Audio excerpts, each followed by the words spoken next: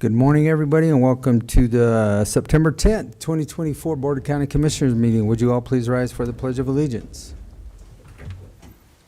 I pledge allegiance to the flag of the United States of America and to the republic for which it stands, one nation, under God, indivisible, with liberty and justice for all. Trying to keep us in the dark. Something's going on. All right, first thing on our agenda are our minutes. Gentlemen, any additions or corrections? No. All right, very good. I move to approve the proceedings of the Board of County Commissioners for Montezuma County for Tuesday, September 3rd, 2024 as presented. Second. All right, it's been moved and seconded to accept the proceedings of the Board of Commissioners, Montezuma County, September 3rd, 2024. Is there any discussion? All those in favor? Aye. Aye.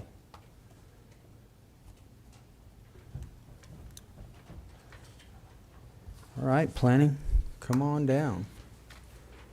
Looks like we have a couple public hearings today.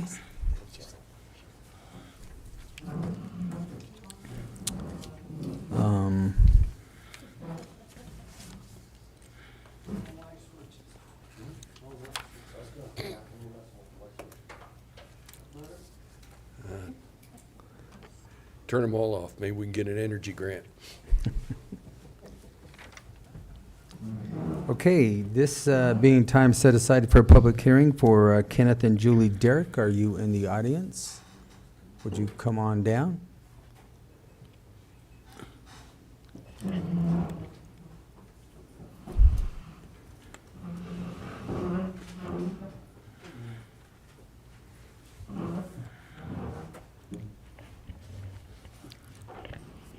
All right, you ready?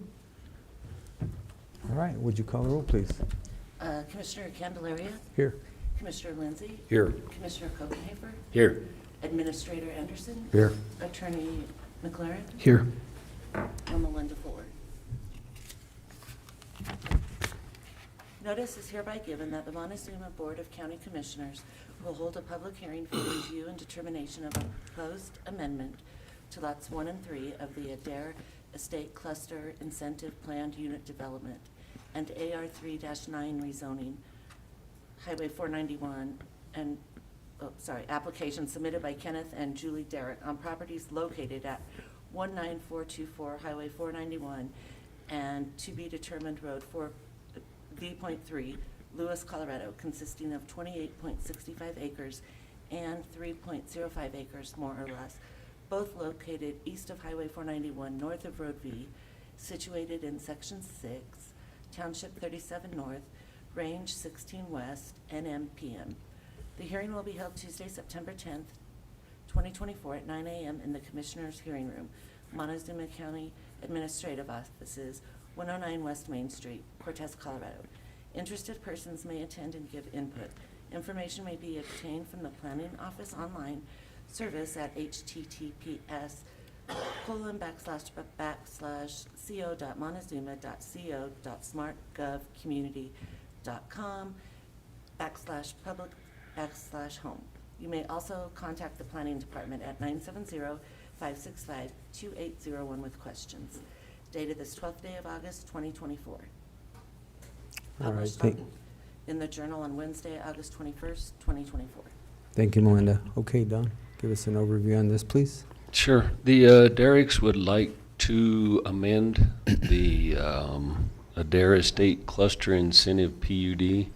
They currently live in the residence there in the bottom middle of the property, which is shown as proposed Lot 3. Currently, Lot 3 sits in the corner. They would like to amend it to take the boundary of that corner and move it around the house to create their residence with some acreage. And then that balance of that southeast corner reverts back to the main Lot 1 primary property. So basically, the southeast corner of Lot 3 is moving to the west to encompass the house. The dotted line's the new revised proposed line, and the pieces from Lot 3 go to Lot 1. And this still accounts for the minimum 75% open space contained within Lot 1 at the end of the amendment. Lot 2 is not a part, not being affected.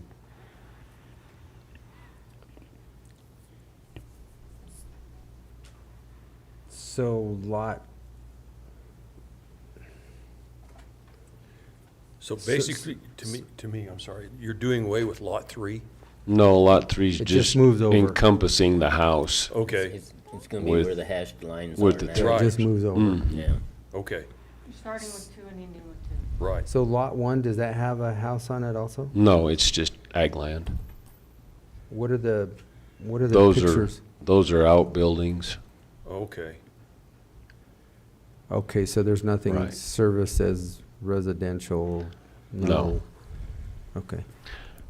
And part of the conditions of P&Z and recommended it for approval was that the new property line meet the minimum 30-foot setbacks going between those structures. that was my next question, Yeah. thank you. And that can be done pretty easily, looks like it. It's going to be close, but they'll have to just fudge the line at whatever angle to split those buildings and not, or move a building if all else fails. But they're not looking for a variance in the future in doing this.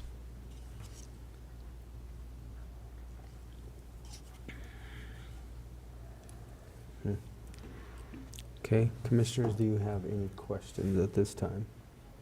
I don't, Any others? No, All right, would you all like to add anything? Okay. All right, well then, we will go ahead and open this up for public comment. Anybody wishing to speak for or against this application, please come forward to the podium, state your name and address for the record prior to providing your comments, and you may address the board at this time.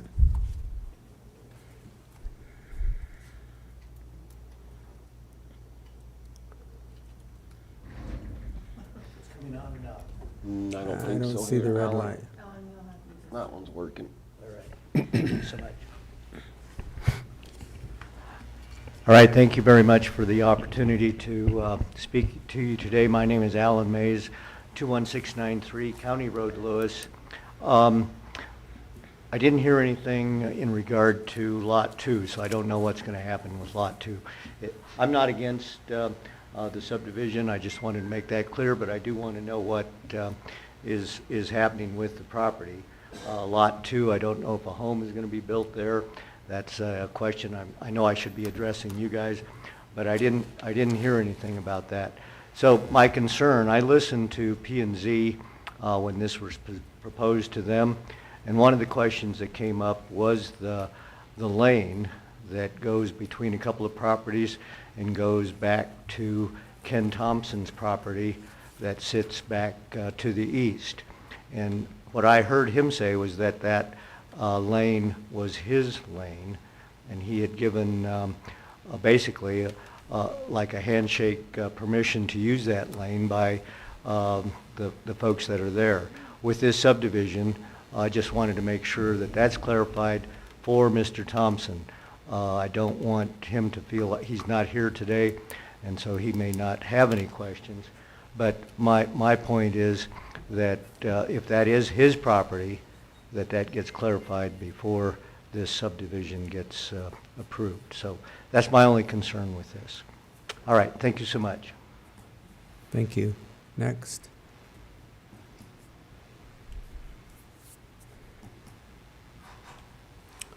Okay, seeing no further public comment, I'll close the public comment section of this application, and I will bring it back to the commissioners. So,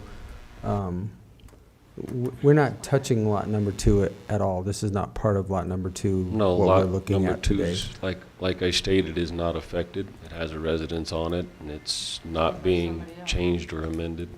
So, I was gonna say, because I do see a residence on this map, and it looks like there is an access there.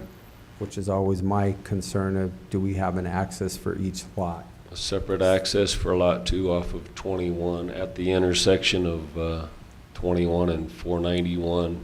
There is real property that goes to the east, and when this CIPUD was created, there's a 60-foot access utility easement dedicated to Lot 1 and Lot 3 of this CIPUD.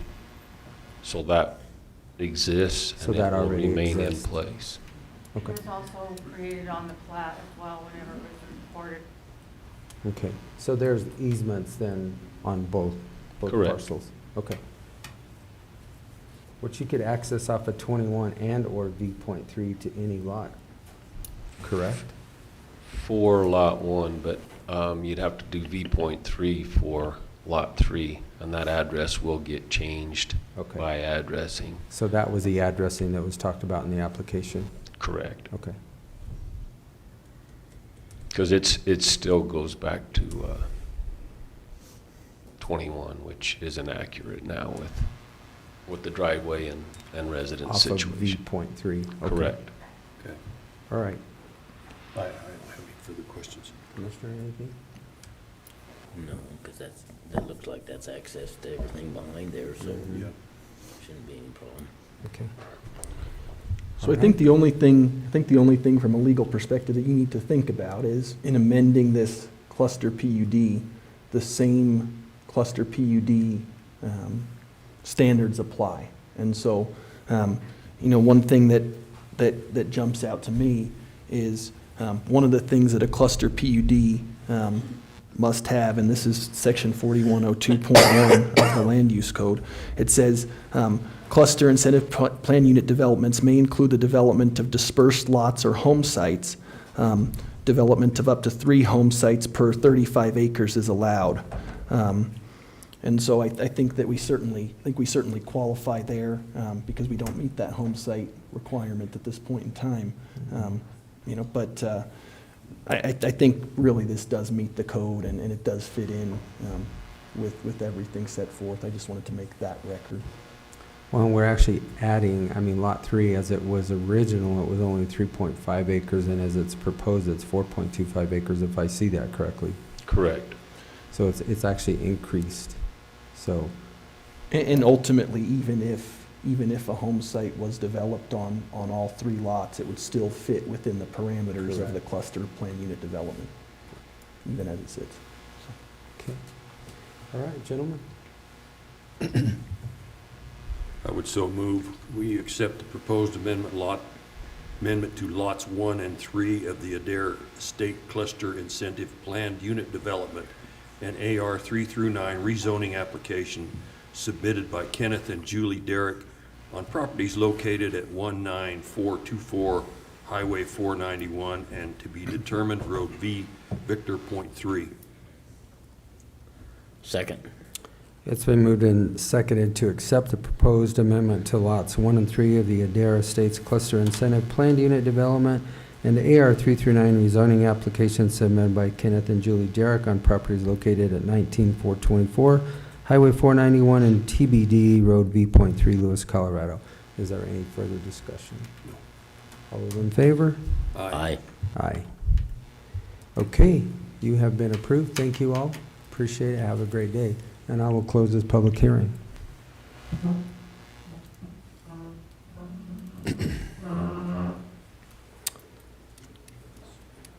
Okay, 9:10 has come. We are here for our next public hearing. Is Mr. Quigley in the room?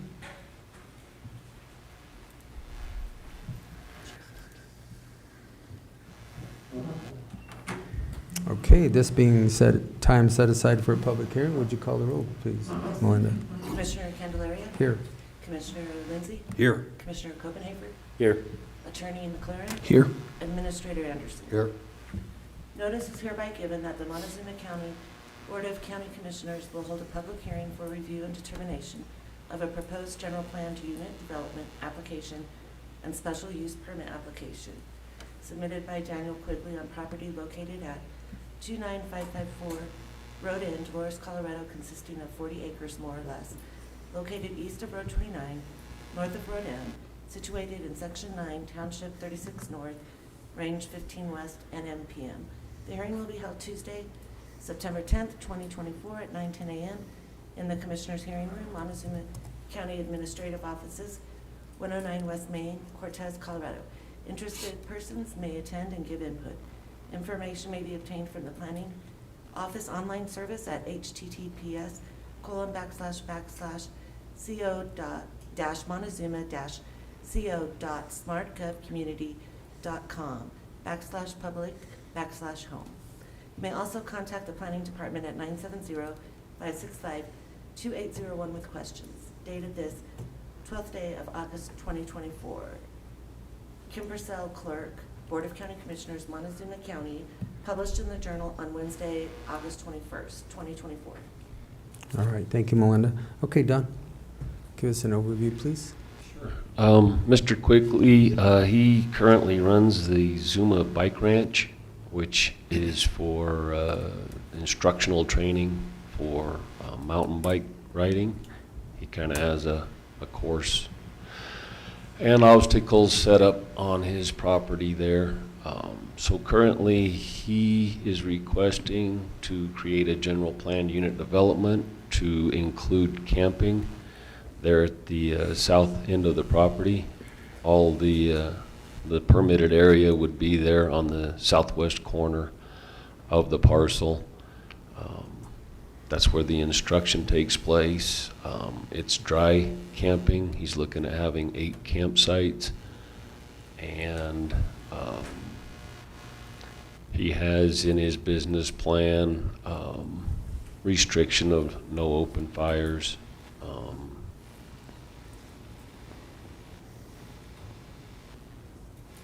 And I can't remember what other stipulations exactly. I can He can tell you what they are. They're recreational vehicles, any vehicle above 23 feet in length, so they're going to be very short. There you go. Including standalone RVs, fifth wheel campers, and hitch trailer campers. Open fires and fire pits will not be provided, and any open fire is prohibited. Those are the restrictions that I've read. Correct. So planning and zoning recommended it for approval on a 4-to-1 vote. The condition was that the PUD and special use permit meet the plan as stated in his application. The discussion covered both only for instructional people camping versus open to the public, that anybody and everybody could camp at the campground.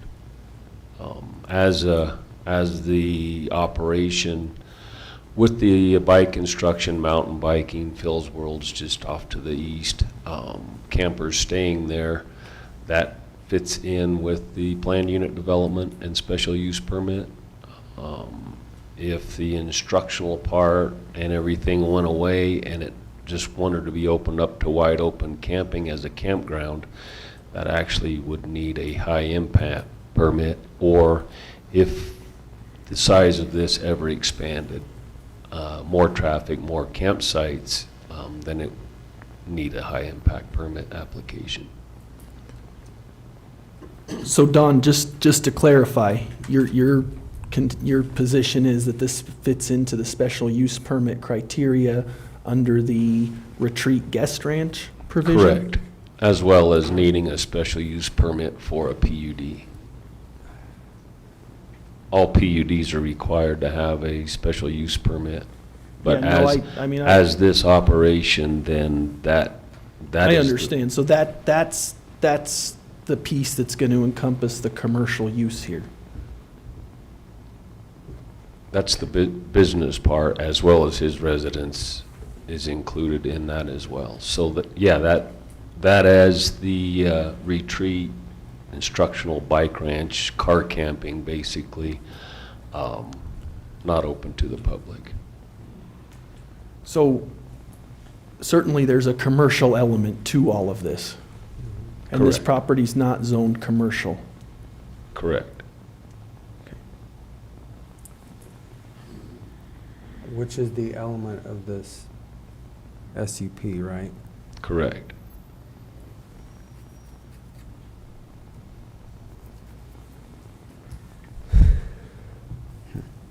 Okay. And that's the business part and residential part of the general planned unit development. And this is seasonal again too, right? Is that the way I read that? So May 1st through October 31st. 31st.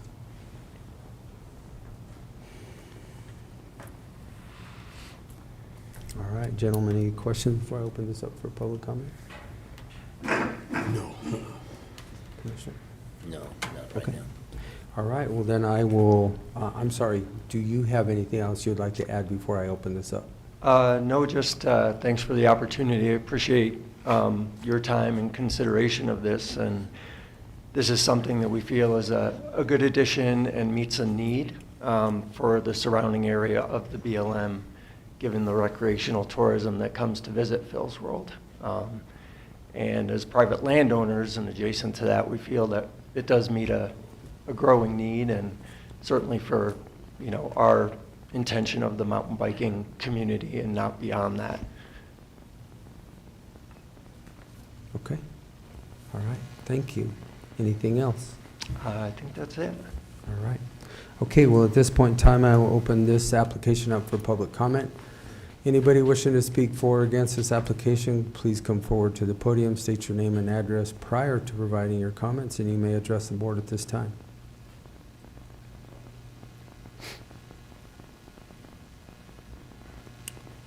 Okay, seeing no public comment, I'll close the public comment section of this application. Gentlemen, I will bring it back to you.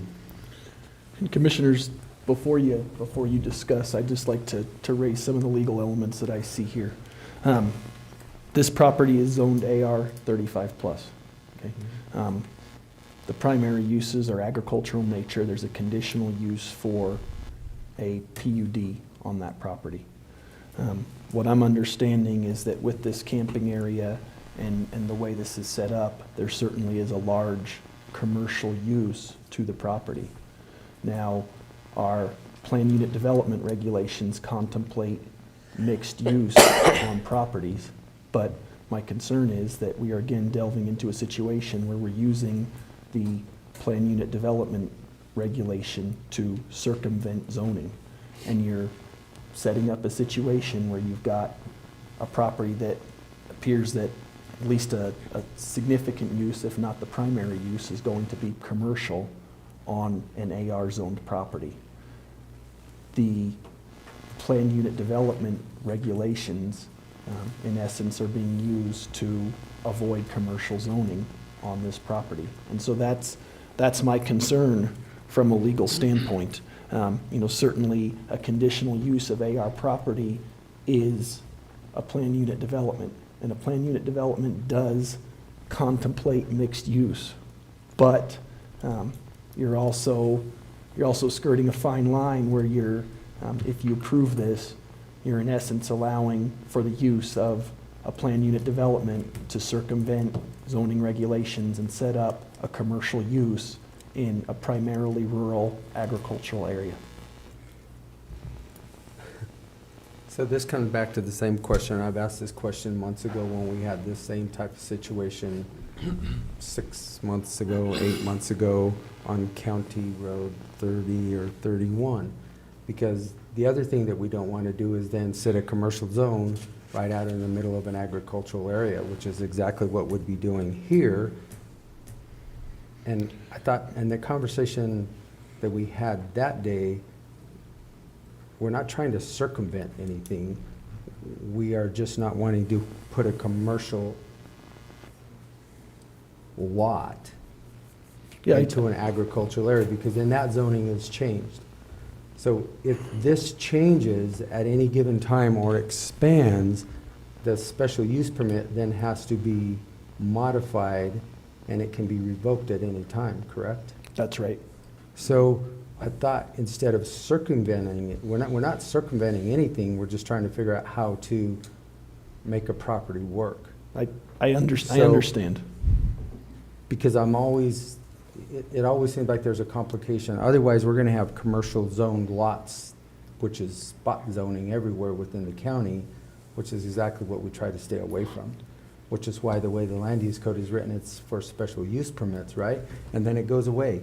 Yeah. If something happens to you and your property sells and it doesn't follow you, it goes away. That's going back to the original intent of the property. And there was gonna be no infrastructure that Yeah. would be left on the Correct. property. So I guess this is always a tough situation for me because we have property zone, commercial, industrial, agricultural, residential. Is this a commercial application being dealt on this piece of property? Absolutely, from May till October or November. Yeah, I mean, it I mean, certainly, it is- it certainly is one of those things that skirts the line. You know, is this a guest ranch retreat? You know, conceivably, you could probably equate it to that. You know, but then, you know, at what point do you cut it off? You've got 8 campsites here. You know, what if they become glamping operations? Where do you draw the line? And I think that's really the question for this board. Does this, I mean, first you have to ask yourself, does this equate to a retreat guest ranch? If it does, then it falls within the special use permit requirements. The second thing you have to ask yourself is, you know, is this a commercial use? I think that it certainly is.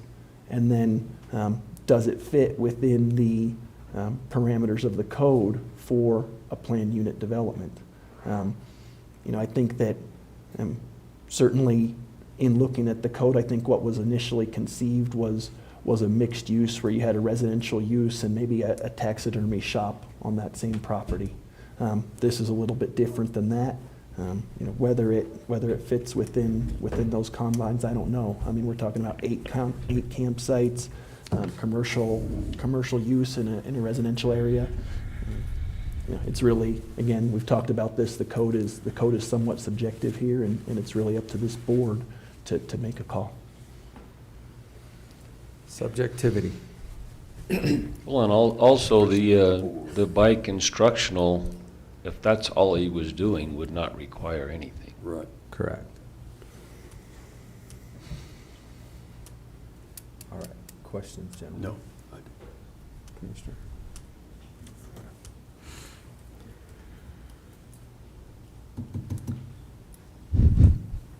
All right, do you have anything else to add? I will ask one more time.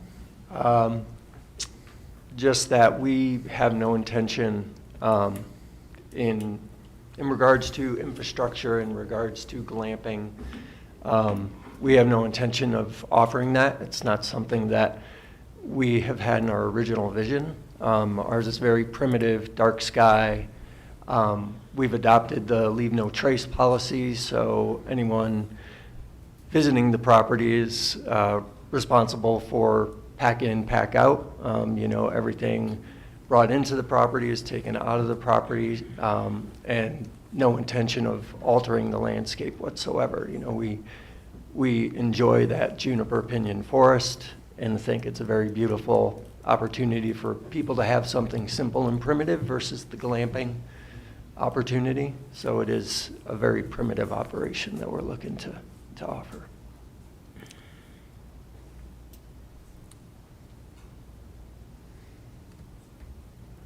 Okay, what's your pleasure?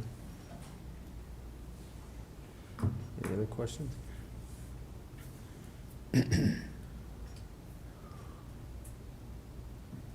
I can tell you what this does is it puts us in a huge quandary.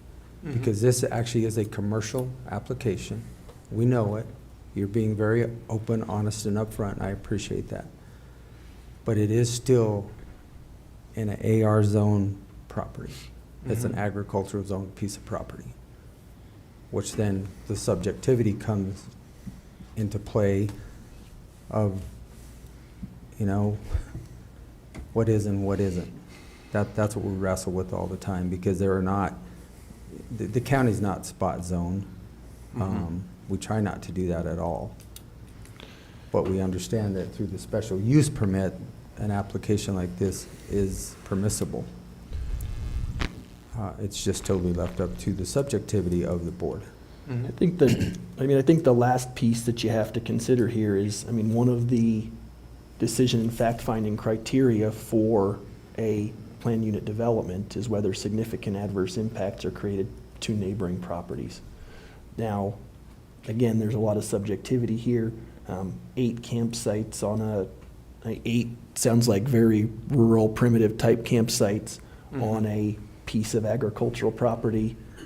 Is that creating significant adverse impacts to these neighboring properties? I think on one side you argue, well, 8 campsites is 8 people or eight groups, and I don't know, are the campsites limited to 1 or 3, or what's Limited to One vehicle one and vehicle? 4 So people. 4, And so, also, too, in the application, it says that you've already talked to all of your neighboring properties and they're all supportive of it, if I Yeah, read we've- that correctly. We've tried to be very open with all our adjoining neighbors about what we do and had open discussions with them. And, first and foremost, our relationships with all our neighbors are priority and most important in this endeavor. So we wanted to gather information from them on their thoughts and is this impacting them?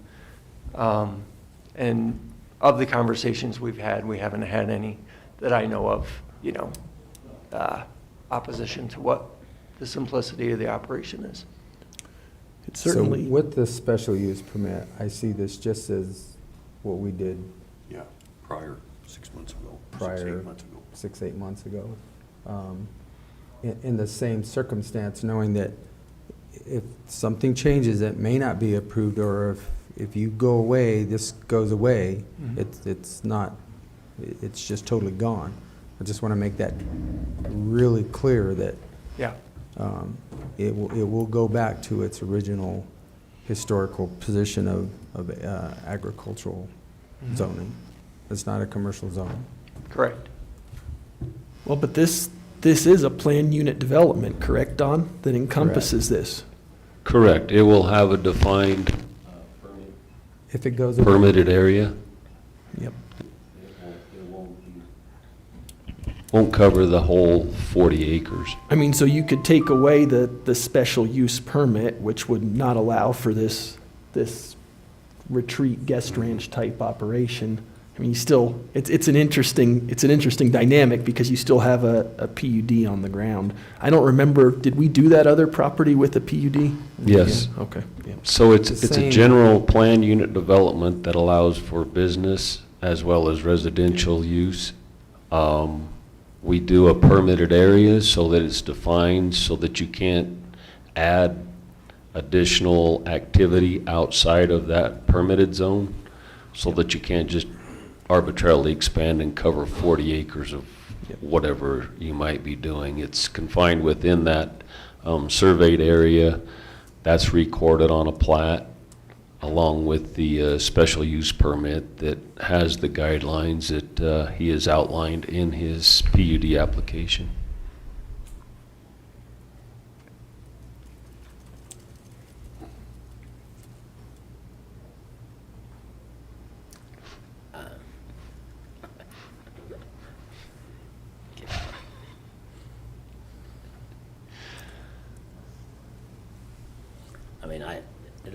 That property is not really very good for any type of agriculture operation. Actually, there's not much there. As far It's as all a place to JP. put this sort of thing, it's probably, if you're gonna allow people to camp and stuff, and it's probably a good place as there is. I would like to, also just for the public, I don't know if you're, because I was not, up to about a year and a half ago, 2 years ago, really understood what the meaning of Zero impact. zero impact. That's a totally different meaning, so if you don't really understand it, you should look it up, because it's absolutely, everything is packed in, packed out. There is no trace. It's different than the way I was typically brought up to go camping. So I don't have any issues with this either, Commissioner, so. I think we've already set a precedence that we have right across the road with the same type of property in J. Juniper's and Pinions of the exact same thing. So, Do you have any problem? No. Okay.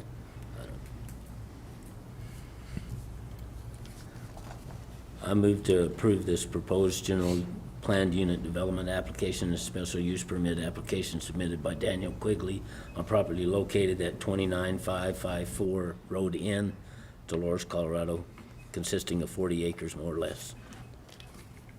Second. it's been moved and seconded to accept the proposed general planned unit development application and special use permit application submitted by Daniel Quigley on property located at 29554 Road N, Dolores, Colorado, consisting of 40 acres more or less. Is there any further discussion? No. All those in favor? Aye. Aye. Aye. Okay, sir, you have been approved for your application. Thank you very much. Thank I you. really appreciate your time and consideration. Thank you. Have a great day, and All right, I will thank you. close this public hearing.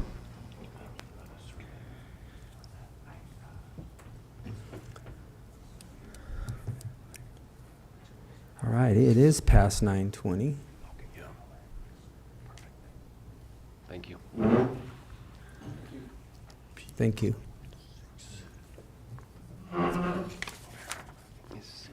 All right, this being time set aside for another public hearing for Dennis and Laura Williams. Are you in the room? Commissioner, should I start?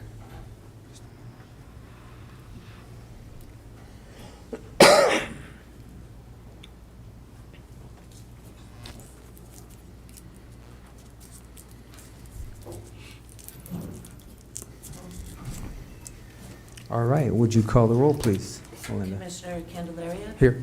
Commissioner Lindsay? Here. Commissioner Copenhaver? Here. Administrator Anderson? Here. Attorney McLaren? Here.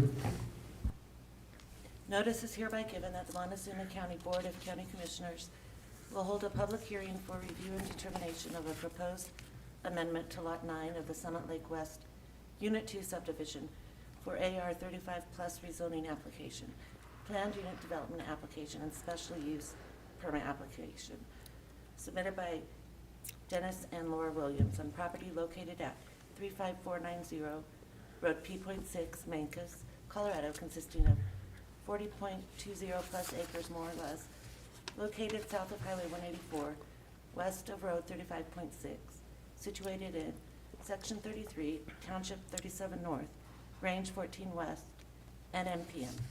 The hearing will be held Tuesday, September 10th, 2024 at 9:20 in the Commissioners' hearing room.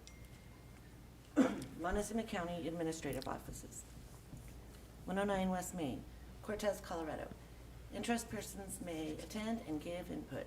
Information may be obtained from the Planning Office online services at https://co-montezuma-co.smartgovcommunity.com/public/home.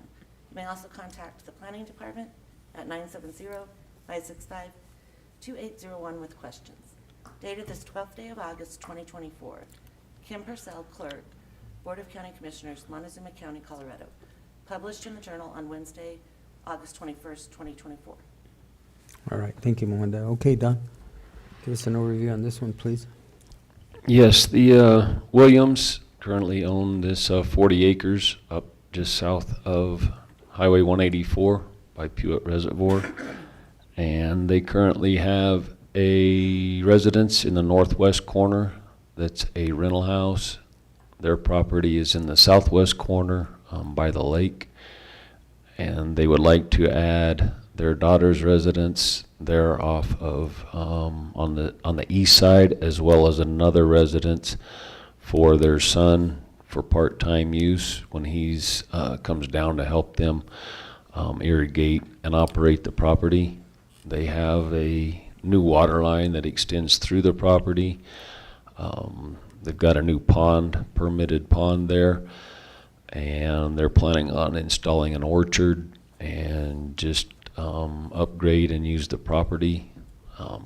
So they're looking to have a total of 4 residences on the entire site, as a general plan unit development.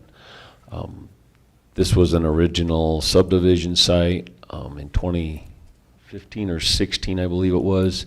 An additional 5 acres was added to it. The zoning was not updated, amended at that point.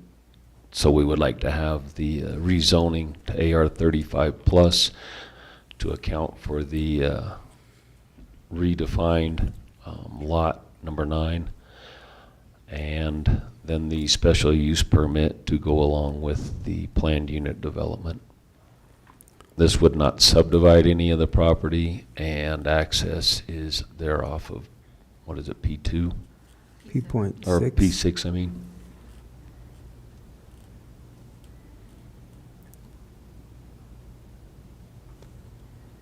And the special use permit is for what? For the planned unit development. Because we're adding 2 more house sites. Correct. And this way, they're not trying to subdivide and do easements and have water lines crisscrossing and irrigation lines and ag property being split up, as the family would like to retain it all as one whole. It's already been split up from the family on the west side, and there's issues resulting from that, and they don't want to go down that path again.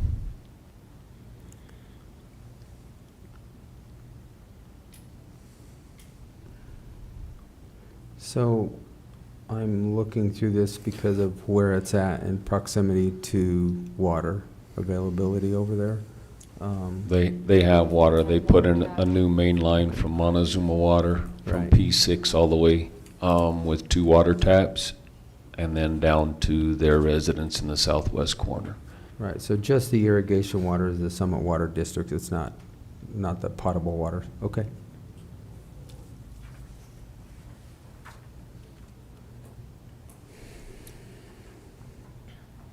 Septic availability? Not a problem. Okay.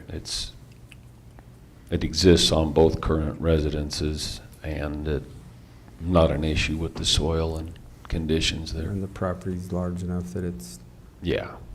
you've got all kinds of room. Okay. Would you like to add anything? Thanks, let us farm. Okay. Commissioners, before we get into public comment, I just want to lay out some of the legal criteria because I think it helps inform the public when they come up to comment as to what it is you guys are looking at. I think it's important to start with the purposes and objectives for plan unit developments. Those are contained in section 4101.1 of the Land Use Code. It says plan unit developments are defined and authorized for the following purposes and to achieve the following objectives of development. The first is to provide for necessary commercial, recreational, and educational facilities conveniently located to housing. The second is to provide for well-located, clean, safe, and pleasant industrial sites involving a minimum strain on transportation facilities and minimum impacts of traffic on streets and highways. The third is to encourage a more efficient use of land, public services, and facilities. The fourth is to conserve the value of land. And the fifth is to provide a procedure that can relate the type, design, and layout of residential, commercial, and industrial development to a particular site, thereby encouraging preservation of the site's natural and agricultural characteristics. Another thing that you have to consider in all this, section 4101.4 of the Land Use Code talks about the relationship between plan unit developments and their relationship to subdivision zoning and high-impact commercial or industrial permitting. What it says is that the standards of the Land Use Code relating to zoning and the subdivision standards still apply, but that those specific standards may be modified as part of a plan unit development approval process to meet the unique circumstances and objectives of the proposed plan unit development. The intent of a general plan unit development, that's what's being asked for here, is to provide a tool for flexibility regarding site and design features. The zoning designations, obviously, it is available on properties that are zoned AR 35 plus. That's what's being requested here. And it's also applicable for mixed uses or conditional uses, commercial or industrial, that exceed threshold standards. And then obviously the same decision-making criteria apply here. The PUD must be in conformity with the code and must minimize significant adverse impacts on other properties in the area. It must provide access, utilities must be available, and then there's a provision about cluster incentive PUDs that's not applicable here. Do you guys have any questions about that at this point? No, because it's accessing off of P.6, which is a green road already. It's not a red road, which is what we've had trouble and issues with in the past. So that's already built for traffic. You're adding potentially 2 more residents at some point in One of time. the existing residents also has access on 184. Correct. Right there. So, I don't have any questions. Do you, gentlemen? The only question, P and Z, what they determined? They were unanimous to recommend it for approval. No conditions. All right. Well, at this point in time, I'll open this application up for public comment. Anybody wishing to speak for or against the application, please come forward to the podium, state your name and address for the record prior to providing your comments, and you may address the board at this time.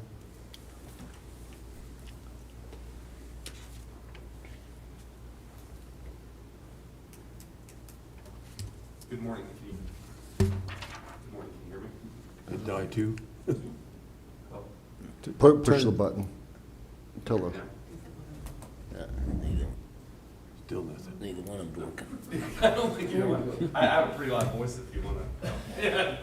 If you needed the microphone or just It's loud not, voice is fine. we can hear you fine, but the Okay, people good. watching you on TV cannot. Oh, gotcha. Oh, that was more than I thought. Good morning. My name is Garen Shaw. Address is 14373 Kenner Road 35.6. We've been owners there for just a little over 40 years. And this is not necessarily any opposition to what you guys are doing. I certainly understand it. My concern is does this set a precedent in the future for being able to subdivide that property and break that off into different houses? Now there's houses there. You guys have passed away. You know, is there going to be a fight? And then, you know, these are going to be another couple acres here, a couple acres there, because, you know, nobody can agree on keeping the whole place. And, you know, would that set a precedent for the commissioners to then you know, break that apart and then make it into a smaller place?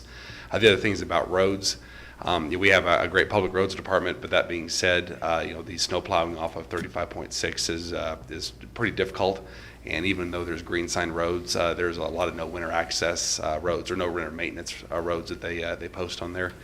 So would this be taken off that no winter maintenance, and would that road now be, you know, plowed, you know, during snowstorms and so forth? And then also, of course, the concern is, you know, in the future, if there's any impact on that with more and more turn lane or more and more turning off of, you know, 184 onto 35.6, you know, if there is more than 2 houses ever done there, is that going to automatically initiate the fact that they need to do something with turn lanes, or if there's another, you know, CDOT issue there? Because we already have a lot of traffic coming off that road, especially now that the commissioners have opened up the back area to go to the BLM. We can see a huge increase in traffic. So, like I said, not opposed at all. I just, you know, future concerns. So, thank you very much. Thank you. Next. Sorry. You can come on down.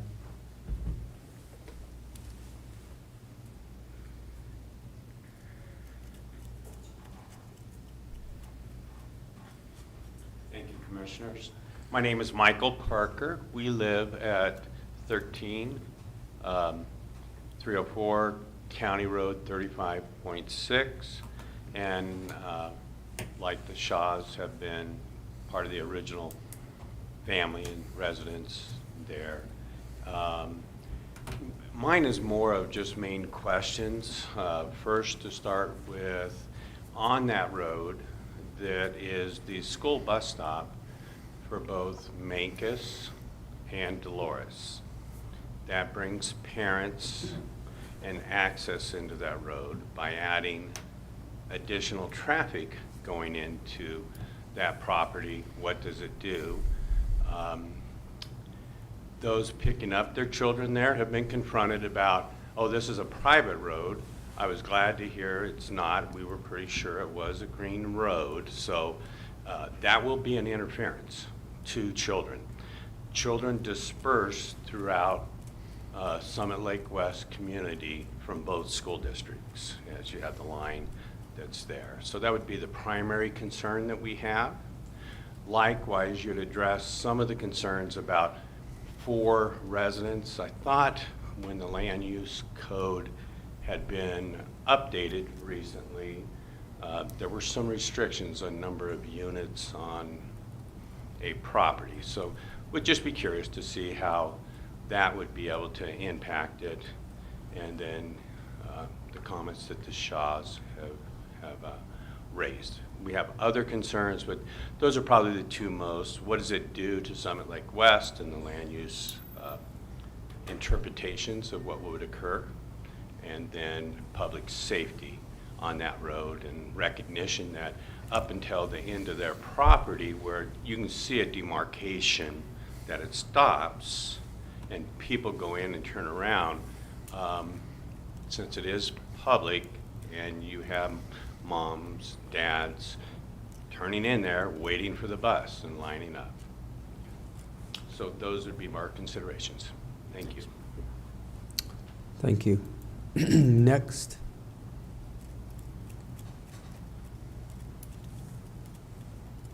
All right, seeing no further public comment, I'll close the public comment section of this application and bring it back.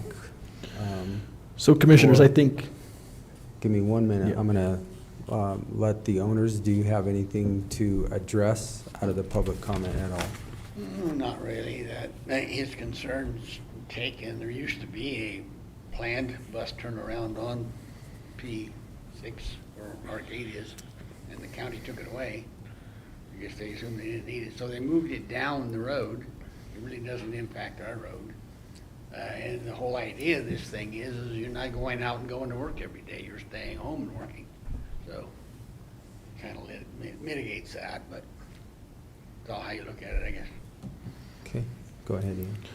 so I think what I would advise the board to look at here, I mean, first you have to look at whether this proposal fits in with the overall purposes of the land use code and the overall objectives of planned unit development. I think that the first couple objectives that I mentioned aren't necessarily applicable here. I think the question you have to ask yourself is, does this planned unit development encourage more efficient use of land, public services, and facilities? Does it conserve the value of land? Or does it provide a procedure that can relate the type, design, and layout of residential, commercial, and industrial development to this particular site, which encourages the natural and agricultural characteristics? So that's the first question you have to ask yourself. I'm not sure that we've heard evidence to that effect, but that's the question that you need to ask yourself. I think you also have to look very closely at section 4101.4 of the land use code, which is the relationship to subdivision zoning and high impact commercial or industrial permitting. Ultimately, keep in mind that subdivision regulations apply to this property. The land use code does state that only one residence and an accessory dwelling unit in general can be placed on a piece of property. It says that specific standards, specifications, or requirements may be modified as part of the planned unit development approval process to meet the unique circumstances and objectives of the proposed planned unit development.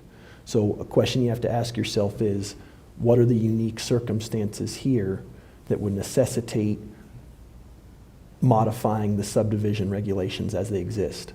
And I mean, what's been presented is, in essence, a 35-plus acre piece of property with 4 homes, and there's this thought that an orchard's going to be put in.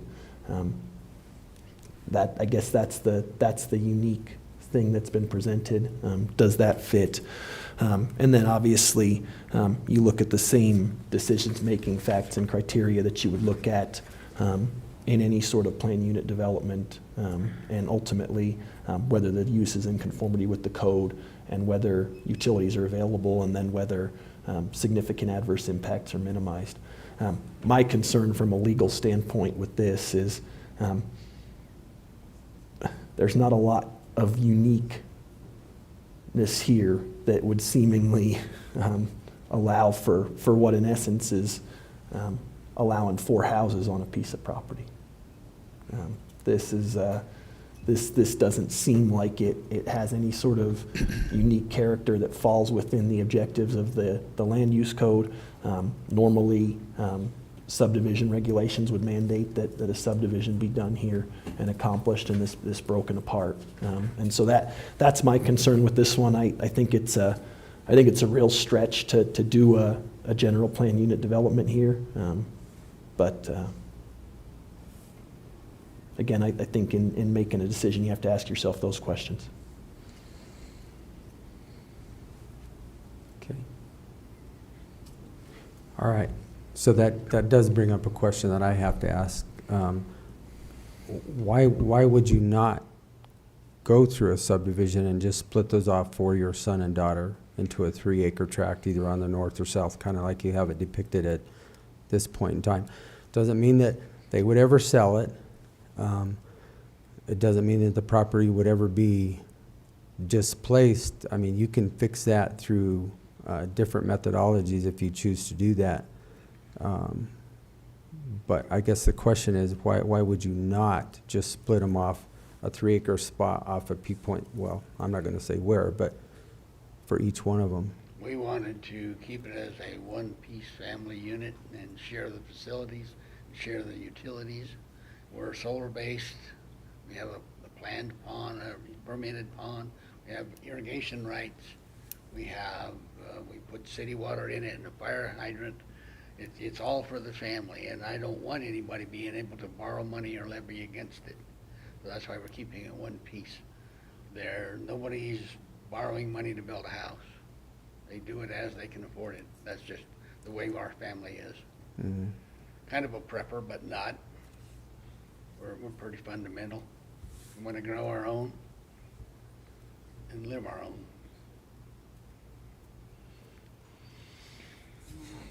I certainly understand that. I think what you need to look at is worst case scenarios, and there's always a possibility that this property sells down the road and you get an owner that in essence is going to rent all 4 of these houses out as dwelling units. I mean, that's the worst case, and I certainly appreciate what you're saying. I hear the reasoning. That can but happen anywhere. The rest of it is on 5-acre lots. We're trying to prevent that. So. I'm also a trustee on the 70 acres next door, so we'd like to keep that one piece, but I don't know that it'll happen.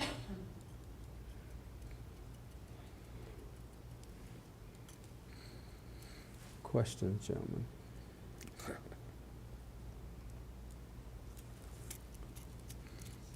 You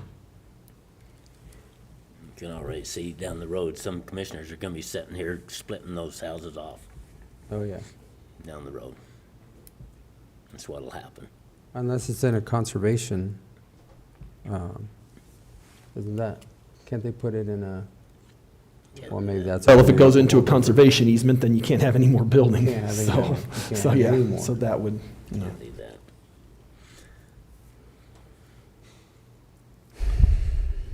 Looked to me like that's the way the whole plan was written, was to preserve it as best you can, rather than subdivide it into homes and lots and trailer parks. But My concern is if you Commissioner approve. Copenhaver is saying is that we will all disappear sooner or later from this earth. And down the road, there are going to be other commissioners sitting here thinking, why didn't they just subdivide this and do it in the beginning? Because of the criteria in the land use code right now. I think the problem you run into is if you approve this, I don't see anything particularly unique, and I think that you erode your subdivision regulations to such a point that you're going to have applications coming through the door to put 4, 5, 6 homes, 3 homes on pieces of property under the general plan unit development guise, and there's the precedent that's been set. And on the other hand, it's not fair to take somebody who has a piece of property and deny them the rights to do what they want with it. We're not overbuilding the property by any means compared to the rest of it. We bought the property for this purpose. When our kids got older, they'd be there to take care of us.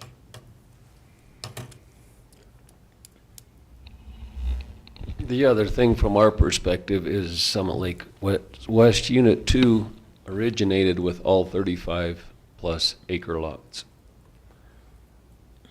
So that was the original plan, and over time, some of them have been cut down and split up. Summit Lake West Unit 1 are smaller lots. But then Unit 2 does not have covenants, and they expanded as 35-acre lots. Some have been subdivided.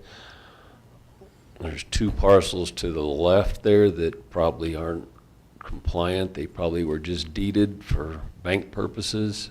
But this whole, I don't know, they probably have a 100-acre area from the family that's been passed down. And that other property has been subdivided, and it's got easements, and it's caused court battles, and who gets the use of the easement and access to the utility, and that's kind of what they're trying to avoid here. I understand every parcel's a unique situation.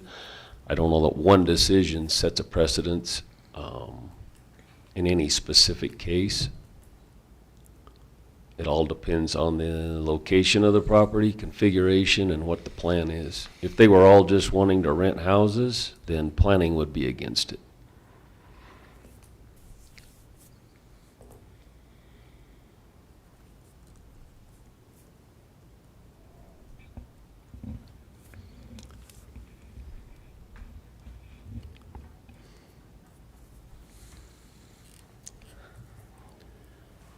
I can't disagree with that.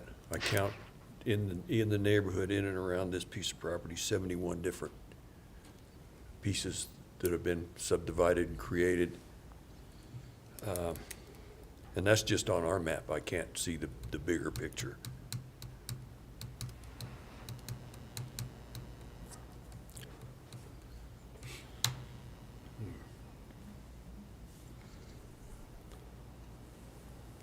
Anything else to add, Commissioner? I 100% understand what you're trying to do, but I don't think it meets the criteria of the land use code. You have one rental house now. Who's to say if house number 3 is a proposed for a son or daughter, and son or daughter decide they have to leave for some unknown reason, you're probably not going to leave that house just vacant. You have that all over the world. So- That original rental house was there when we bought the property, and it was not more than a shack. We added our property down with our house that was attached to the piece across from it. We had the county let us move it over and attach it to this piece. Mhm. And our son wants the rental. Yeah, and our son wants the rental, and our daughter is here now helping, taking care of us. She works on the land. It takes pressure off the roads, if anything. I would disagree with you. I think it's in exactly what you intended when you zoned that. I don't know why they rezoned it anyway. When I sold my house to it, they told me, well, that's good. Now you can subdivide that without asking. And then they turn around and guess what? They rezoned it again on me. I can't keep up with it. We know what we wanted to do with it. We're still trying to do the same thing. We've upped the property. We put good water in. We put a fire hydrant in. We don't do anything industrial. Like I said, I understand your intent. It's just, does it comply or not comply with the code? Well, I'm not an I attorney, but it understand. looked to me like it complied with it. That's why we took his advice and said, this is what we should do with it. Sure. All right, gentlemen. We have a decision. So, couple things. In looking at this application, there's 3 different elements to it. There's the rezoning request, and then there's the request for the plan unit development, and then there's the request for the special use permit. I think at this point, you're free to approve all of those. You're free to approve some combination of those. Obviously, if you decide to approve the planned unit development, you also have to approve the special use permit. But you could conceivably do a situation where you approve the rezoning request and then denied the special use permit and the application for the general plan unit development. Does that make sense? What purpose would that serve? Well, I think the rezoning request, I think the zoning that's being asked for Is the AR is the 35 IR plus? 35 plus. And so, that's how it sits on the ground. And I think that certainly, if you were just looking at that independently as a rezoning request, I don't see any reason that rezoning request would be denied. It certainly fits within the zoning guidelines for AR 35 plus. And the SUP has to go along with the PUD? That's correct. Well, yeah. It would have to. Yeah, exactly. I don't think that this is an independent special use permit that's being requested, for instance, to hold a special event or do something along those lines, so.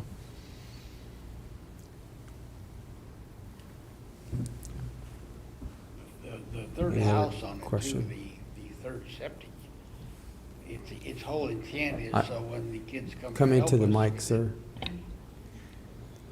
The whole intent of the third septic was to allow the kids to come in seasonably, as they do. They're gonna do it anyway. They come in and they've got a place to sit there by the lake and help us with the agriculture, both harvest and plant. I just, yeah, we were starting to need a lot more help, but that's where it's at.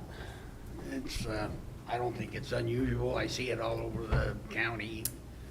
Housing is an issue. Jobs are an issue. Seems to me like it's the best plan for it, rather than go in and ask you to subdivide it into 5-acre lots. Okay. That was the original intent of it. When we bought it, they told us that the original purchaser of that, which was Carney, who owned the little shack downside of town, they bought the whole piece because it was going to be subdivided into 5s or 10s or whatever the plan was.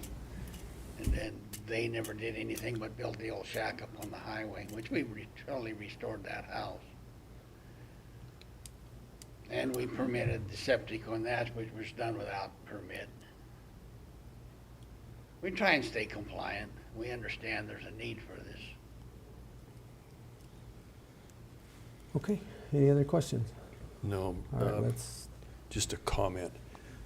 Looks like you've done everything for a subdivision except do a subdivision. Yeah, we don't want a subdivision. And I don't think this complies with the code. I think we actually need to draw the lines for future prosperity down the So we road. lost a year and spent $4,000, and I was gonna hire an attorney in the first place. So we're still there. I just don't see your intent. I guess we'll have to hire a lawyer and see if they agree. I don't know what else to do with it. Everything we do is a lawyer anymore. No offense, but I've spent a fortune on lawyers this year. We're approaching $20,000. I'm very sick of it. I don't think you're right, but I guess that's what we have to do. That's what we'll do. anything else, Commissioner? We'll get going. No, I don't. I can't do this. Okay, then, do you want to look at the rezoning, or do you want to look at all three, or none? I would so move that we think- deny. The only, if you're gonna deny the rezoning piece, I think you have to have a legal reason for it. Right. So we could do the rezoning, Okay. because it does comply. Yeah, I would move that we accept the proposed, let's try and phrase this, proposed amendment to Lot 9 of the Summit Lake West Unit 2 subdivision for AR 35 plus rezoning and deny the planned unit development application and special use permit application submitted by Dennis and Laura Williams on property located at 35490 Road P.6, Mancos. Second.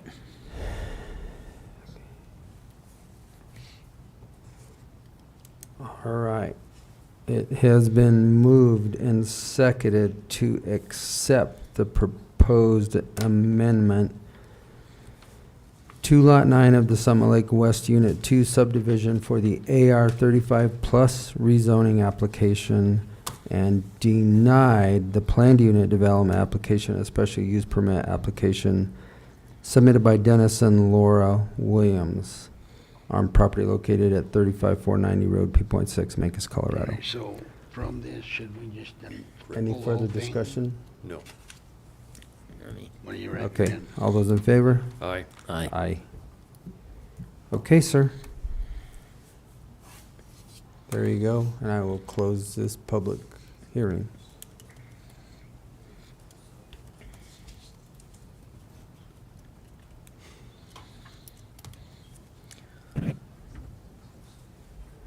All right.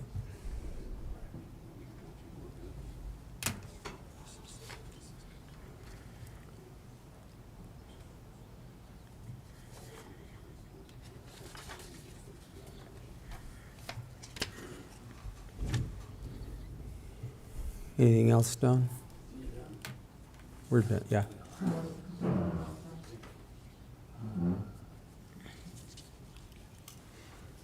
We do have a Mylar that needs to be signed. Okay. Roll it out.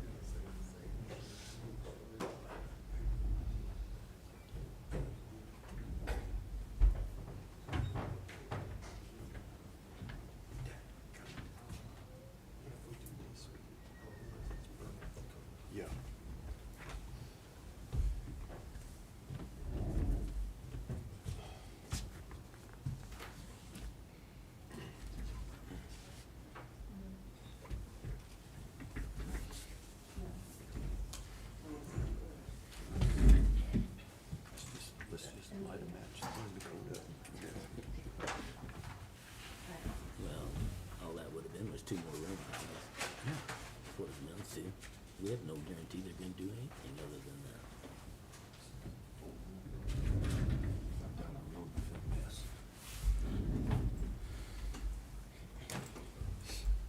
Guys watch within the next 6 months. We'll get a subdivision.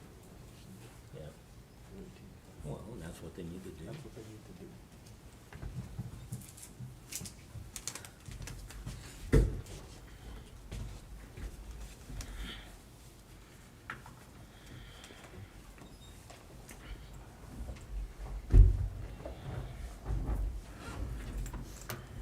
Cheap keeps on.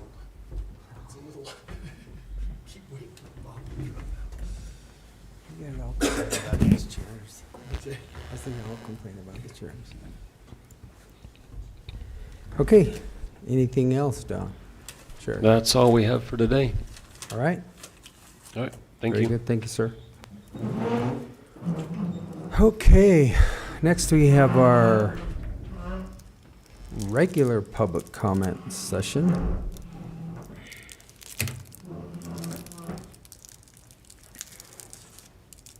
I'm looking out there. Okay, we are going to have a public comment. So the Board of County Commissioners welcomes you to this meeting. Persons speaking during public comment will be limited to 3 minutes, or depending on the number of people wishing to speak, it may be reduced to allow all the members of the public the opportunity to address the board. When addressing the board, please state your name and address for the record prior to providing your comments. And comments to individual supervisors or staff are not permitted, and participants may not yield their time to others. And with that, the public comment session is open.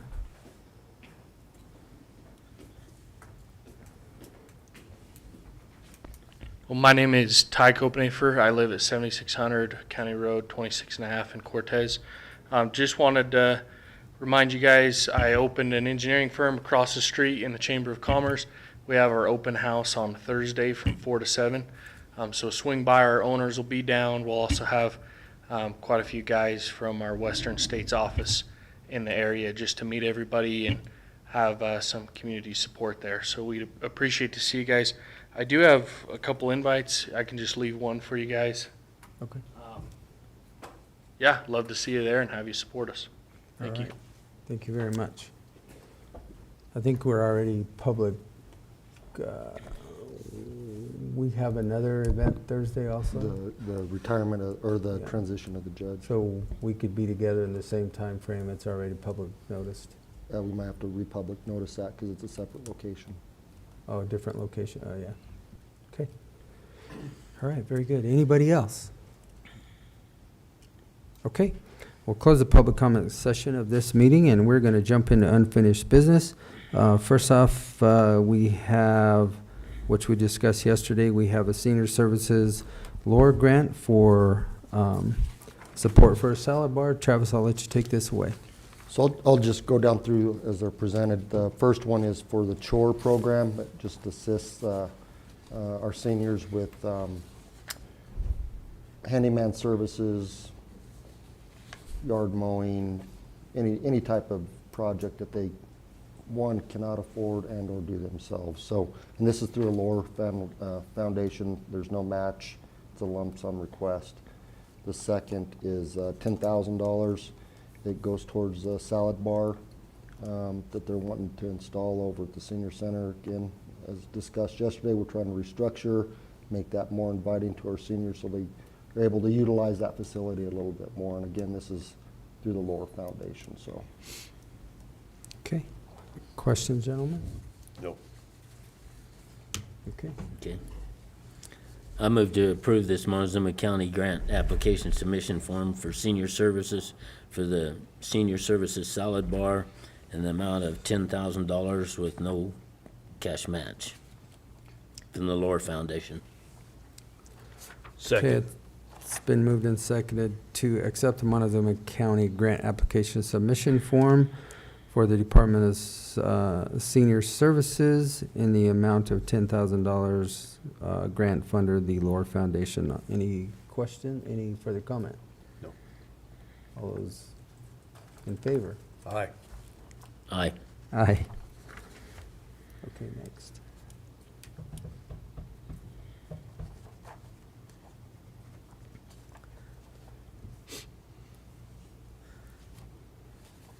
Ready for this one? I move to accept this Montezuma County grant application submission form for senior services for the Senior Services Chore Project through the LOR Foundation in the amount of $25,000 with no cash match. Second. It's been moved and seconded to also accept the Montezuma County grant application submission form for senior services from the LOR Foundation in the amount of $25,000 with no cash match for the chore services. Any further discussion? All those in favor? Aye. Aye. All right, come on down, Mr. Spratlin and Mr. Sattler, and we'll look at what you have as far as grant generator installation. what's that?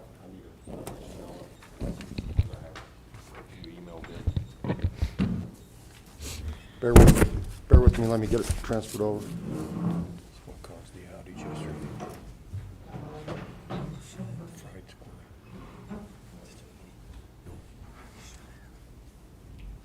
think some of the linemen took care of that. They get these and then they open them. List them by name, give us the name, who the person is. The first one's A to Z Electric out of Bayfield, Colorado. Something. I got it transferred over to Oh, okay, this all system. right, all right. I didn't do it. You're able to log in or access the system if you need to. And correction, when you were asking about generators, they were out like 8 months to 11 months, and we've got them coming in 18 weeks, 4.5 months. So these bids, we're hoping will come within that range so we don't have to rebid for install. So worked out really good.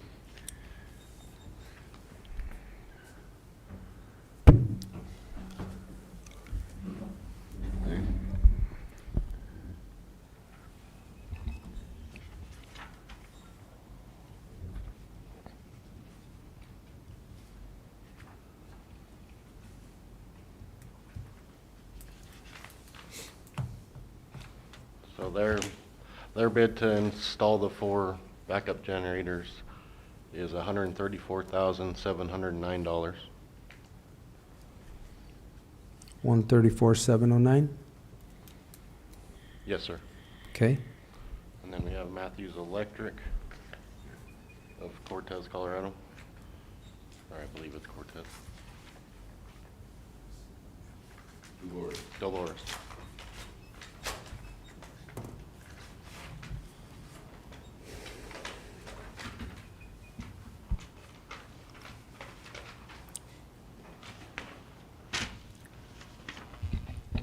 And their total bid is $182,859.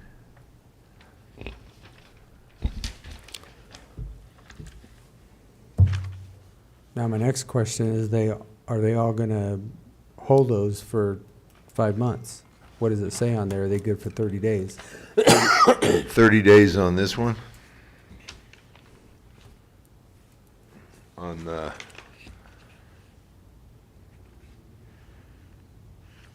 and the prior one is 30 days. Yeah, so they're all going to be, we're going to have to rebid it. So I think we have an apparent low bidder at this point in time. You guys can go back and make sure that it complies with all of the criteria set forth in the bid documents. I think there's some on email. And we have 2 more on email. Sorry, I got ahead of myself, Travis. I didn't realize that we had. Yeah, we actually have 4 bids. Which was kind of my concern yesterday. We're bidding this out so far out that we're kind of wasting people's time.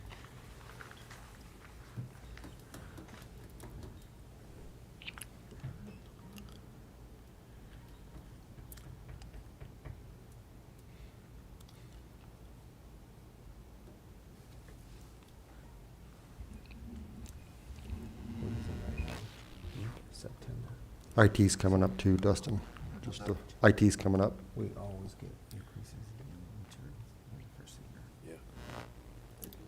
Loading.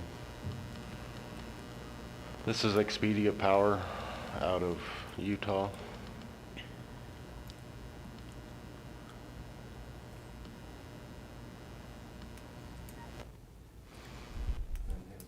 $110,635.32.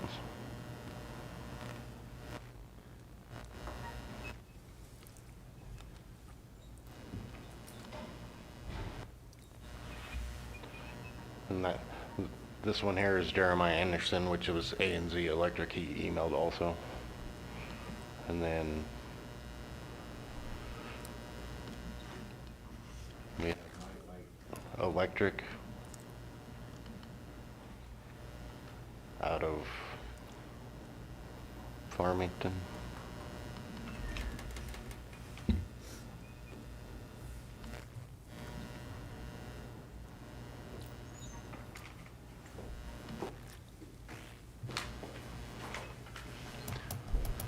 As soon as it responds, I can go down the page.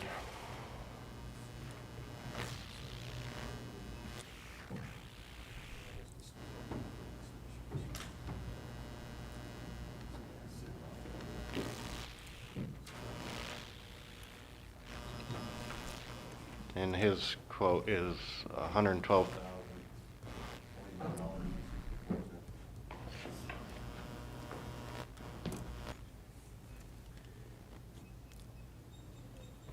So we only had one local bidder, the rest are all out of Utah, New Mexico? Is that correct? Yeah, and A to Z is out of Bayfield. Okay.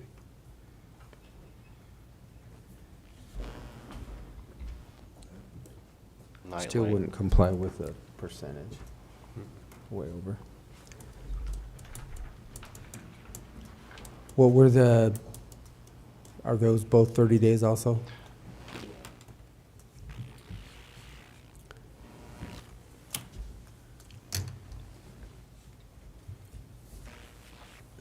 So you realize that after the first of the year, which the generator's not gonna be here until after the first of the year, everybody's prices usually go up because materials and everything, everybody gets their typical increases in December or January.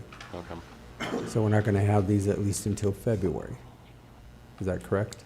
Yeah, it's probably gonna be mid-February. He said that that's usually a long, you know, a generous date. They usually come in earlier, but they said 18 weeks, so we kind of have to go from there. Yeah.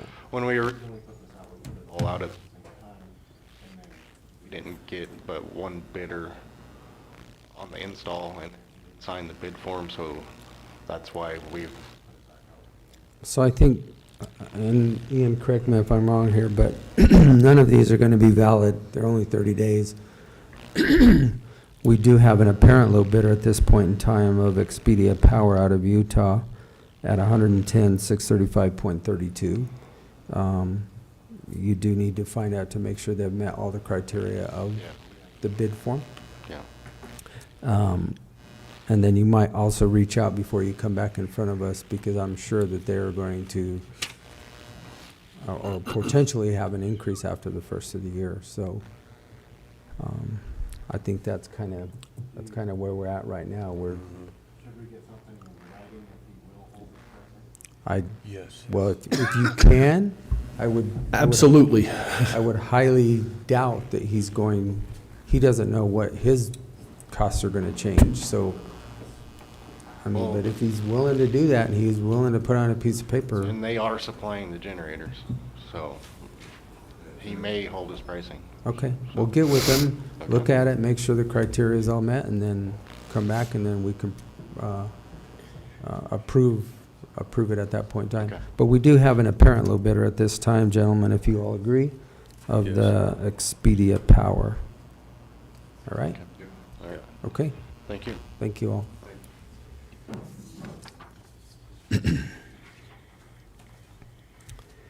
All right, next we have our CCI legislative representative. We do this every year.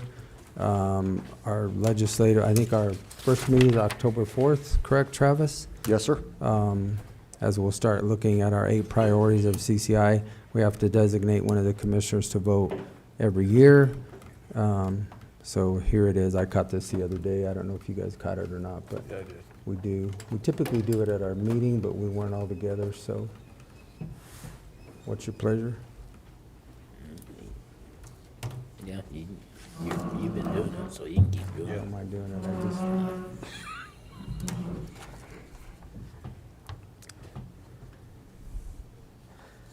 I move to approve Commissioner Candelaria to be our representative on the Legislative Committee Commissioner Designation Form.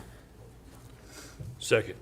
Been moved and seconded to appoint Commissioner Candelaria for the Legislative Committee Commissioner for voting rights for Montezuma County for the 2025 legislative priorities. All those in favor? Aye. Aye. Aye. Also, Commissioner, you'll need to declare an alternate voting member. We did you last year, didn't we? Yeah. Yeah, You guys- that's fine. Okay. Yeah. Well, then I would move that we appoint Commissioner Lindsay as the alternate for the Legislative Committee Commissioner. Second. Been moved and seconded to appoint Commissioner Lindsay as the alternate for the Legislative Committee Commissioner for Montezuma County. All those in favor? Aye. Aye.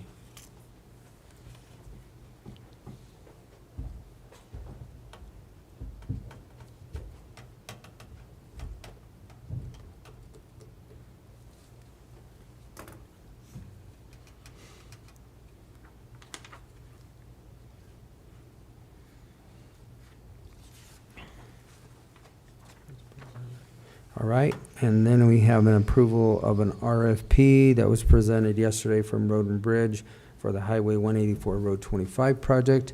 If option 2 was supposed to be taken out of there,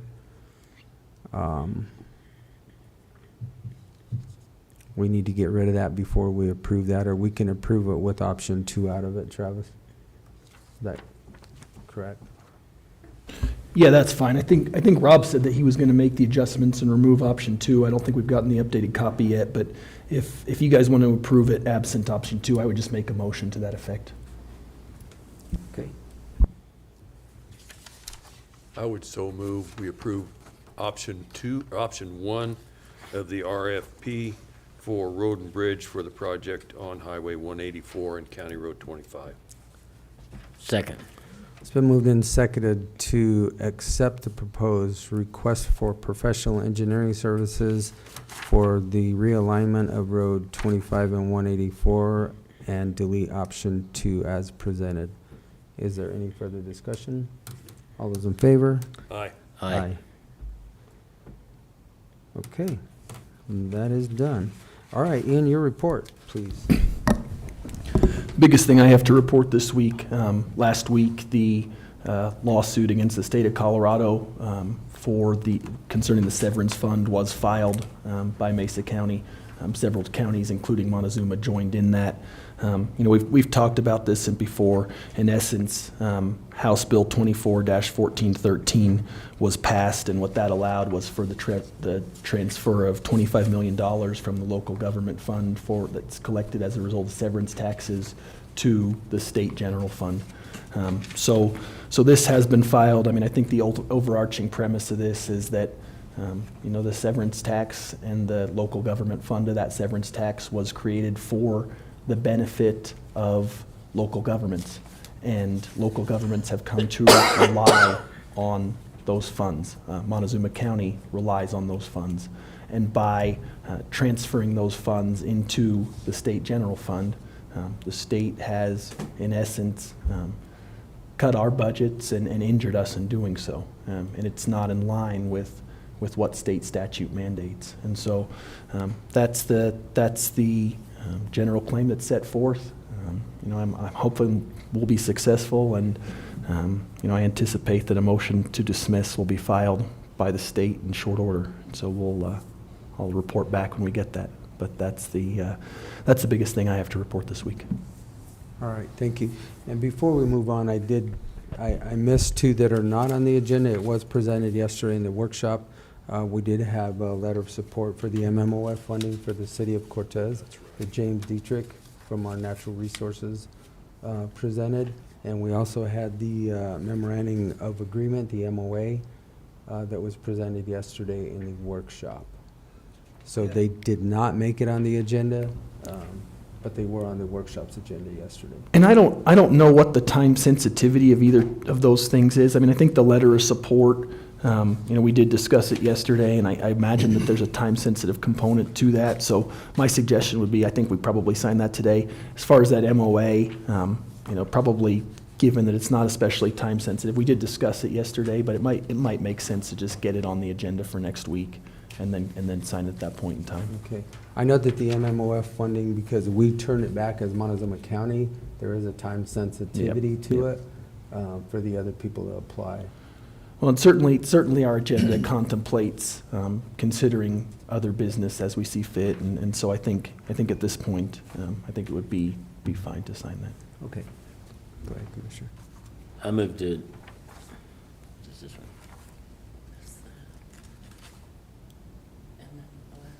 That's just the original. I move to sign this letter of support for the city of Cortez MMOF funding request It's a project necessary for infrastructure on the south pedestrian pathway of south of Cortez. Second. It's been moved and seconded to sign the letter of support for the MMOF review, to the MMOF Review Committee for the infrastructure pedestrian use along Highway 160 corridor south of Cortez. Any further discussion? All those in favor? Aye. Aye. Aye.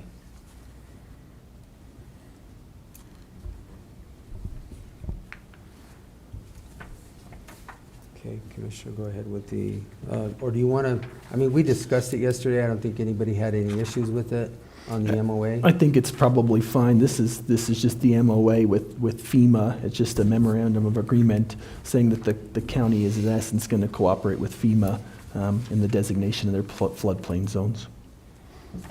Okay. This is the one that's got that.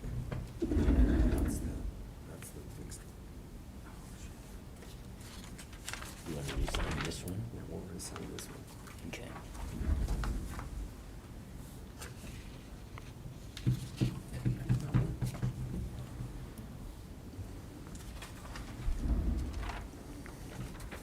I had a clerical error we had to fix.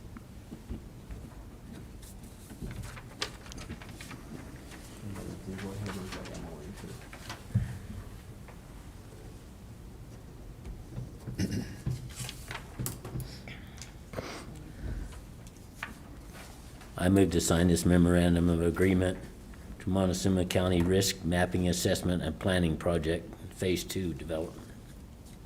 Second. Okay, it's been moved and seconded to accept and sign the memorandum of agreement for the Montezuma County Risk Mapping Assessment and Planning. Any further discussion? All those in favor? Aye. Aye. All right, Travis. Just a couple of things. Had a budget meeting this week regarding community grants. We had 5 applicants. It's well under the threshold standards that the commissioners allowed, so we're going to move forward with that. The Tabor ballot language for the public safety sales tax is completed and has been forwarded on to the clerk's office. Was able to attend a Korean War interment for Corporal Sproul. That was a class act. I'm just going to say that. Very, very neat event to attend. So then also followed up with city administrators. We're moving the community intervention program over to the city of Cortez. We're hopefully going to have that finalized by January or early February. And then last night I attended a property tax meeting based upon the deal bill that was signed this last couple of weeks, and that was interesting. It was interesting. And that's it, gentlemen. All right. Commissioner Copenhaver. Last week, had a AAA meeting on Wednesday, our first meeting with our new director, Ricardo. Still doing some financial issues, going through some financial issues with that group and trying to get things straightened out and getting rearranged and reorganized. Hopefully moving forward in a better position as far as where we're at. So hopefully that's going to all come around here in the next little while with the new director and stuff and get reorganized. Other than that, not much to report. Been pretty quiet. All right. Well, Wednesday we started off with another budget meeting here at the admin building, kind of looking at the things that we're going to have to start dealing with since the deal bill. If you haven't seen what that's going to do, look it up.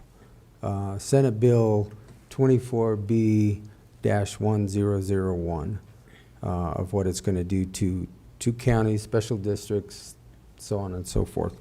It does change that RAR down to 6.25, 6.2 or 6.25, I believe, for us, which is just another reduction, good for the property taxpayers. But our revenue continues to decline and costs continue to increase. So look at that.